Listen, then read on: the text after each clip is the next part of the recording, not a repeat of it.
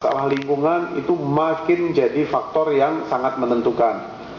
Bahkan sekarang ini dunia usaha itu sudah ada labeling yang dilakukan oleh lingkungan hidup. Ini salah satu masalah sosial. Lingkungan hidup pun itu sangat berkepentingan.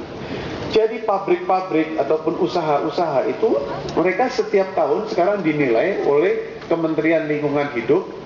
Ada yang labelnya hitam, ada yang labelnya merah, ada yang labelnya hijau, ada yang labelnya biru.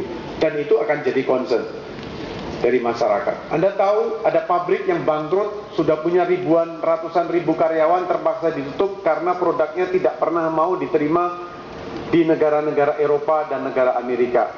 Padahal mereka tadinya paling membutuhkan untuk produk tersebut.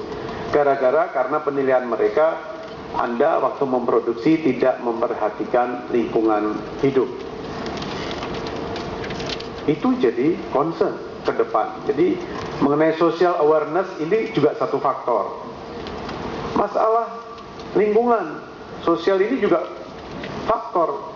Anda bikin pabrik di lingkungan tempat yang padat penduduk dan Anda datang belakangan, ya itu jadi masalah juga nantinya.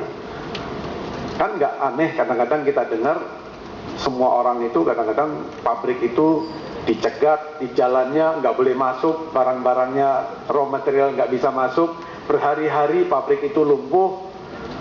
Itu juga masalah sosial. Jadi social awareness ini juga harus dibina. Self management, nah ini penting, sangat-sangat penting. Self management itu, jadi mendisiplinkan diri untuk bisa berhasil. Ada buku-buku banyak yang menceritakan mengenai hal ini.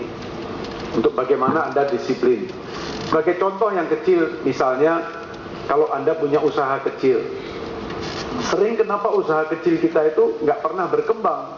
Kita tahu teman kita atau saudara kita punya satu usaha, ya gitu-gitu aja dia mati. Nggak pernah punya rasa disiplin. Disiplin diri, self management. Ini saya kasih contoh yang kecil.